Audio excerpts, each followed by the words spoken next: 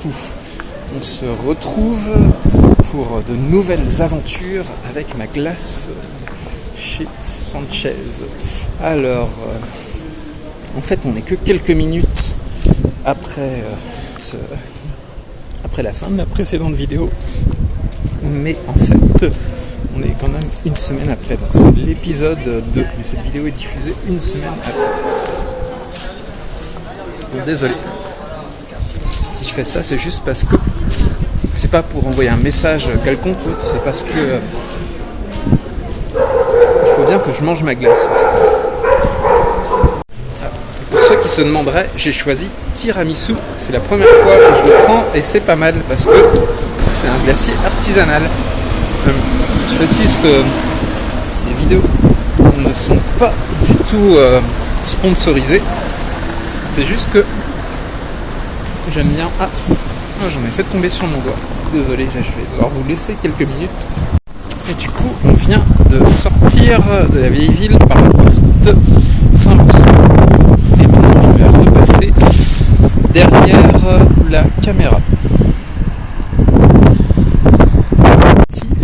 Et je vois qu'il y a un magnifique bus jaune de la République en marche qui est encore là. Donc, comme je vous ai dit, ça c'est vraiment le truc à pas manquer.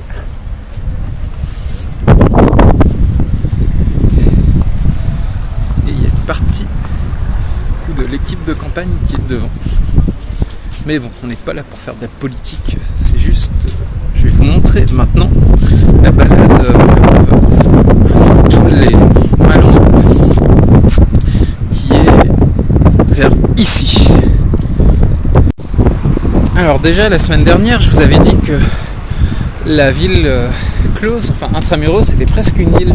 Effectivement là vous voyez que d'un côté on a les bateaux que je vous ai montré tout à l'heure et tout de suite après ici on va arriver sur une plage et là c'est le seul endroit qui n'est pas séparé en fait par un pont qui est dur, sur lequel il y a le casino, la seule route qui est jamais fermée, qui relie Intramuros au reste de Saint-Malo sans être jamais bloqué par une histoire de passage de bateau, une écluse ou autre. Mais c'est artificiel. Du coup, on se trouve en fait sur une digue qui est tout simplement énorme et qui s'appelle du coup on appelle ça en fait l'endroit où je vais aller. Donc ça va être ce qu'on appelle des fois donc la balade du Sillon ou balade de Rochebonne en fonction des personnes qui sont en fonction des Malouins. Alors, j'aurais aimé vous montrer tout ça depuis la plage en allant un peu plus loin parce que la marée ici a une très forte amplitude. Le souci c'est qu'elle est très haute aujourd'hui. Par exemple d'habitude on peut aller à ce fort, alors il me semble que c'est le Grand B à pied, mais là le chemin est recouvert. Une particularité très intéressante aussi, c'est tous ces bouts de bois en fait que vous avez, c'est des mâts. Ils sont là pour essayer de limiter le dégât. Du coup ils sont plantés très profondément dans le sol et changer, je ne sais pas combien de temps, ça va être tous les 10 ans, pour limiter les dégâts des très fortes marées sur les différents murs qui sont ici. Du coup là, on va faire un chemin, en fait on va parcourir toute cette digue. Ah oui voilà, en fait juste je vous parlais des troncs d'arbres. Ce qu'il faut savoir, c'est que oui, voilà, en cas d'interdiction, en cas de submersion, tout simplement parce que par temps de très fortes marées et de tempêtes, vous avez les vagues ici aussi qui vont jusqu'à par-dessus la digue, par-dessus les fameux murs. Et il peut y avoir de temps en temps des accidents. Alors durant l'été dernier, au moins je sais qu'il y a eu un jeune qui est décédé parce que tout simplement il faisait le pied sur un mur un peu plus loin pour, je crois que c'était un pari avec des amis et il a été submergé par... Enfin, il y a eu une submersion, du coup une vague très forte, et il s'est cogné la tête contre le sol. Du coup, ça arrive assez souvent. Donc voilà, faites pas de bêtises si vous venez ici. Et le chemin qu'on va faire, en fait, va jusqu'à Paramé, qui est ce qu'on appelle Rochebonne, en fait, le port de Paramé, qui est très loin vers là-bas, et c'est un chemin et du coup ça fait à peu près 2 km. C'est là où les Malouins viennent généralement se balader, et aussi quand ils veulent venir au bord de la mer, et aussi beaucoup de touristes.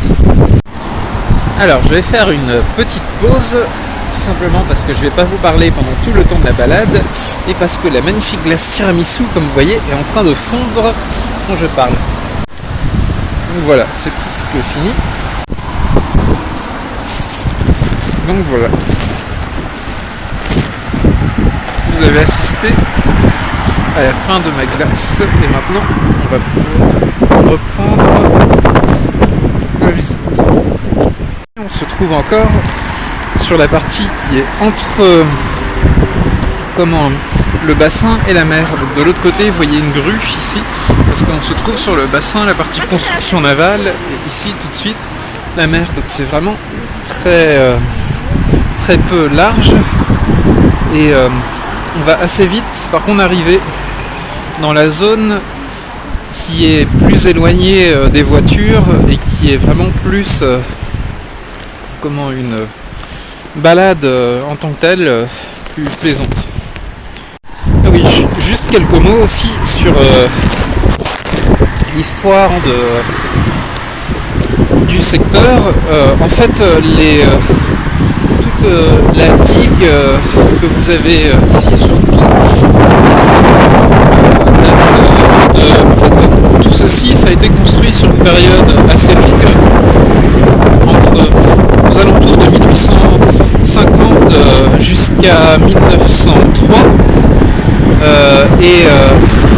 Alors par contre, je ne suis pas tout à fait sûr pour la partie sur laquelle on se trouve maintenant. Ça va surtout être la partie d'après qui est... Là, je suis beaucoup plus sûr des dates. Ce qu'il faut savoir, c'est que ça a plusieurs fonctions. Donc ici, comme je vous ai dit, de l'autre côté des maisons qu'on a ici, on arrive tout de suite sur un bassin dans lequel il y a de la construction, de la réparation navale, et c'est surtout pour avoir cette activité. Donc c'est la maîtrise du territoire, en fait, de l'environnement, pour avoir cette activité. Et il y a aussi tout simplement pour éviter l'inondation des secteurs qui se trouvent derrière cette partie ici de la ville, qui se trouve derrière ces maisons. Même dès qu'on a quitté la partie qui est liée au bassin, en fait on se trouve dans une zone inondable. Ça, c'est quelque chose qui est assez spécifique à Saint-Malo, c'est-à-dire que c'est très urbain, tout est construit de partout. Par contre, on est zone inondable parce que ça a dû être reconnu zone inondable quand tout était déjà construit. Et du coup, comme vous savez que dans une zone inondable, on a le droit de réparer, de garder donc l'endroit où c'était déjà construit, de reconstruire une maison sur les fondations de l'ancienne. Mais ça, c'est assez spécifique donc d'avoir une grande ville. Donc Saint-Malo, c'est presque 50 000 habitants, dont une partie est comme ça, même une des endroits les plus prisés. En fait, là où on trouve parmi les maisons les plus chères de Saint-Malo sont construits sur quelque chose d'inondable, donc de potentiellement dangereux. Donc on arrive ici au niveau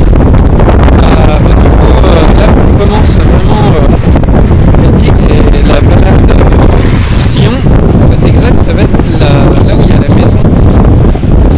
D'ailleurs, vous avez un commerce qui s'appelait, parce que je pense qu'il est vraiment fermé, il s'appelle Sillon. Vous avez aussi une maison comme ceci, vous en avez tout le long de la côte. Celle-là semble en plutôt mauvais état, donc là elle est en rénovation. En fait c'est toute la partie de la rue qui est en travaux. En fait des maisons comme celle-là, vous en avez beaucoup ici. Vous voyez une autre qui est plus petite, dans le même style, derrière les magnifiques toilettes publiques. Bah tiens, c'est cool que je vous montre ça, parce que comme ça, si vous venez à ce vélo, et bien vous saurez où aller en cas de besoin urgent. Et du coup, voilà.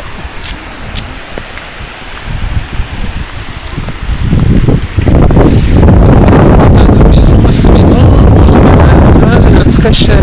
Alors celle-là, je ne sais pas si elle est habitée, puisque il y a même des planches à la place des fenêtres tout en haut, mais en général, c'est vrai que le de garage, vous en avez un napoléonien, parce que vous avez une maison, un bonapartiste, pardon, parce que vous avez une maison qui s'appelle Austerlitz, quelques immeubles modernes ici.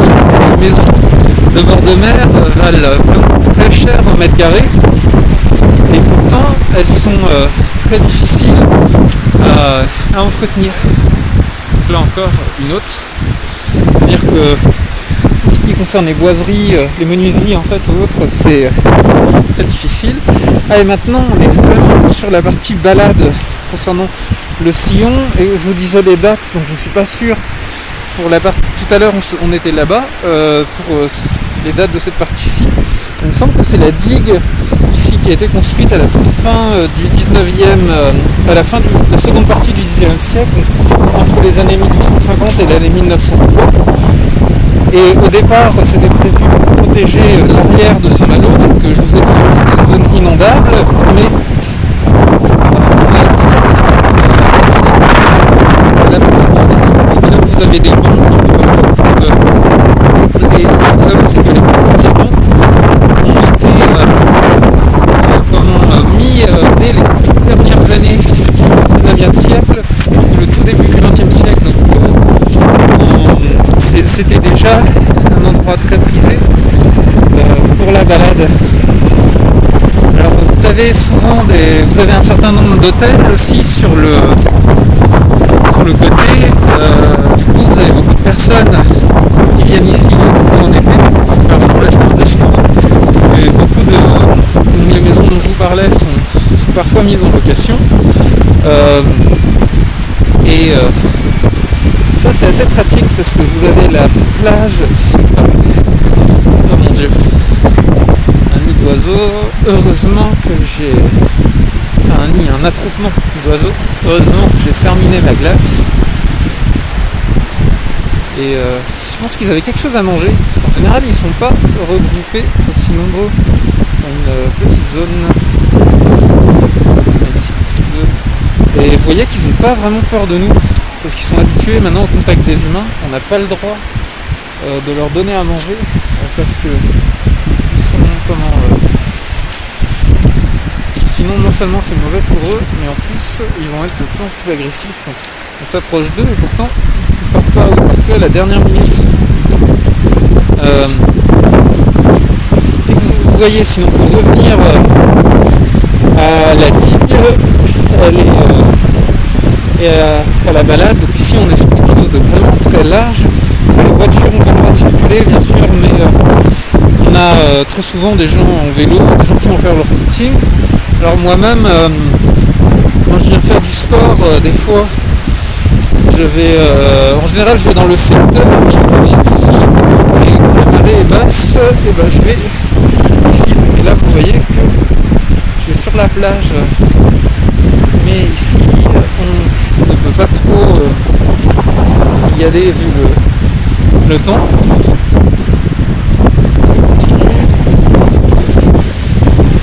On voit aussi l'accès à la plage, donc toujours avec plein d'escaliers, ça tout le long de...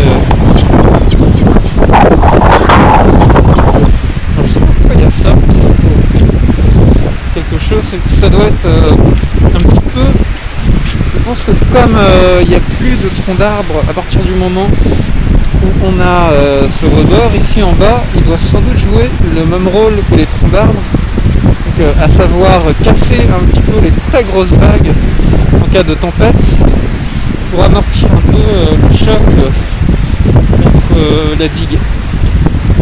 Parce que ici, les autres troncs que vous avez, les alignements que vous avez plus loin, là sont plus des délimitations que des choses pour arrêter la vague. Utile.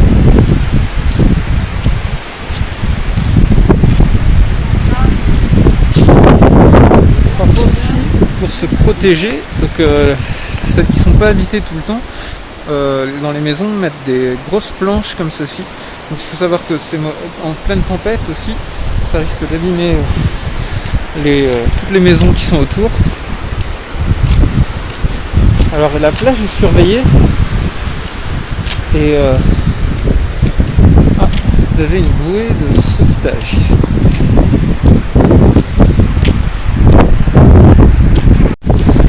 En fait ici c'est relativement plat et bas, donc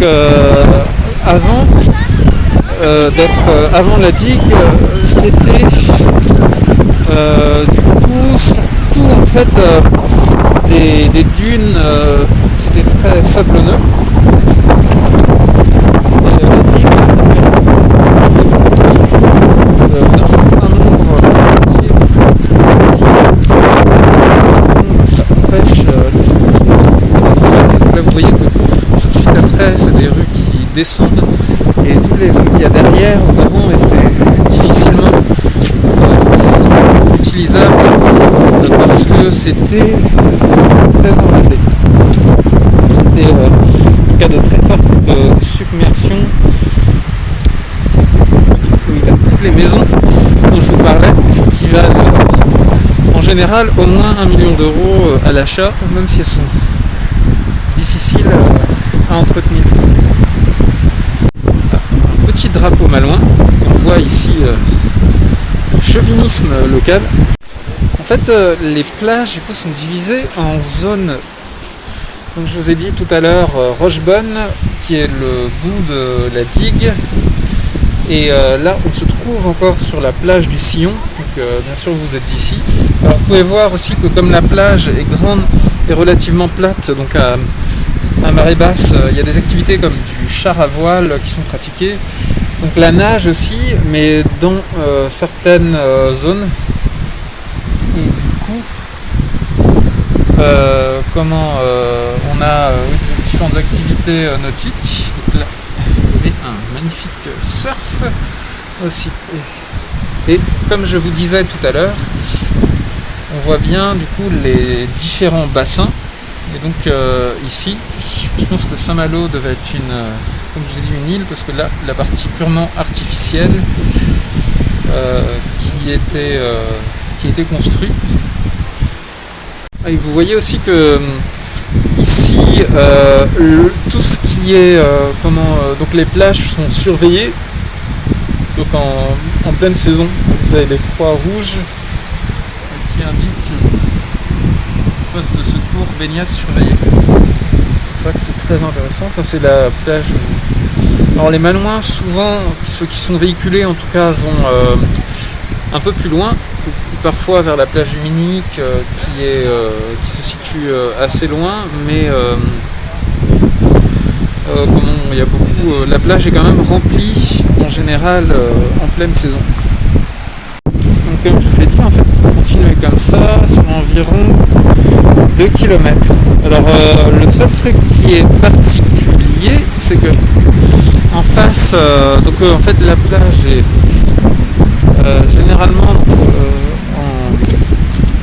bien assez plate, avec assez peu de rochers, sauf concernant la digue que vous avez là-bas.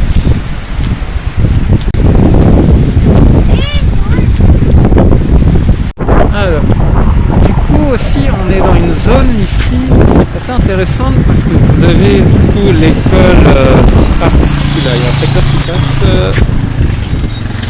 donc des cours de voile ici, FF Voile, c'est la Fédération Française de Voile de Saint-Malo, et une activité aussi de thermes marines, des toilettes encore.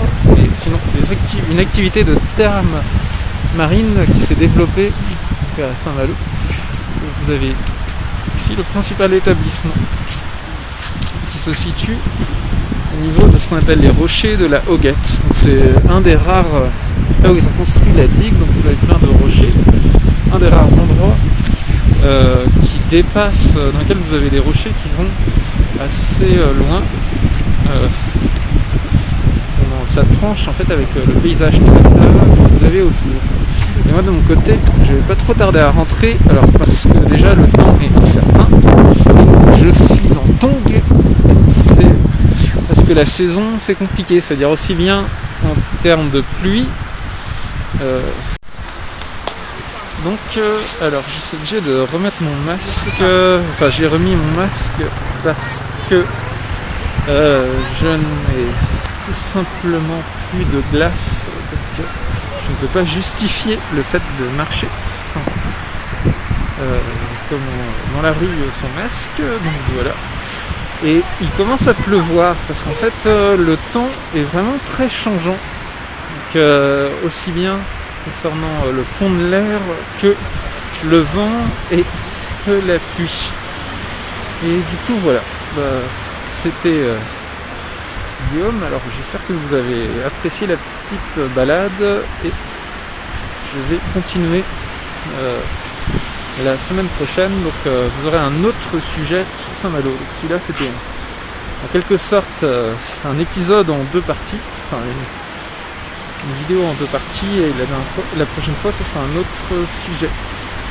Alors n'hésitez pas à me dire aussi en commentaire si vous aimez ce format, donc mode vlog un petit peu décalé, si vous préférez les autres choses, et surtout au niveau des sujets, si vous aimez bien tout ce qui concerne c'est ça, Saint-Malo ou autre, ou alors plutôt tout ce qui concerne l'autisme. De toute façon je ferai aussi en fonction du nombre de vues, c'est-à-dire que les vidéos, si certains sujets marchent beaucoup mieux que d'autres, je passerai plus de temps là-dessus. Du coup voilà, je vous dis bonne fin de journée et bon visionnage de mes prochaines vidéos et bon abonnement, parce que j'espère que vous allez vous abonner si vous n'êtes pas encore, et si vous n'avez pas encore fait. Et du coup voilà, à la prochaine, salut.